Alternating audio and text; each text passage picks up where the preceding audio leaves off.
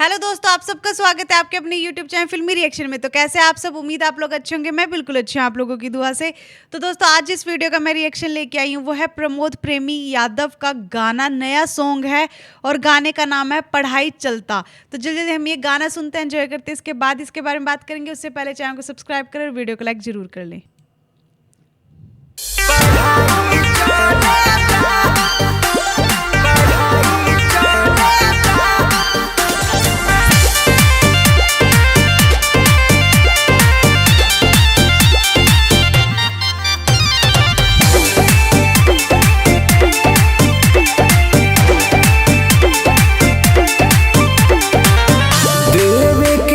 Paper हो कड़ाई चलता, देवे के पेपर हो कड़ाई चलता।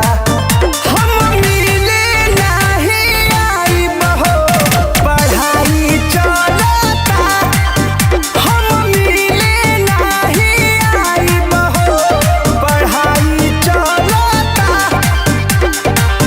आजकल न प्यार में भलाई चलता, हम मिले नहीं आइब हो पढ़ाई चलता, हम मिले नहीं आइब हो पढ़ाई चलता।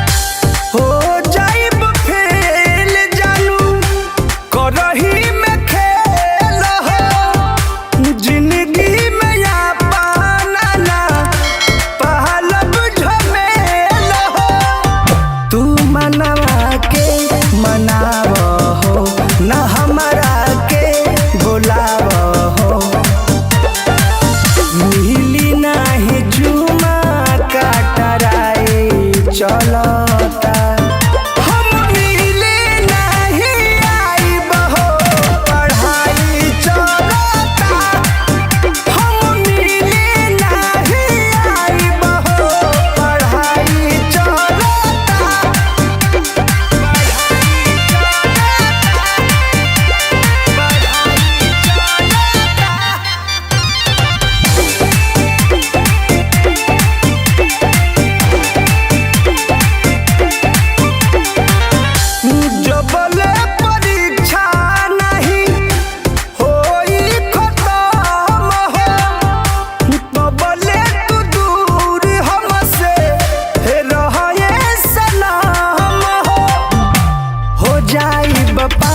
बता दी हो कले हब तोहसे शादी हो,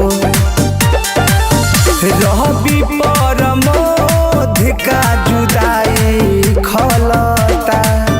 हम मिले नहीं आइब हो पढ़ाई चलता, हम मिले नहीं आइब हो पढ़ाई चलता।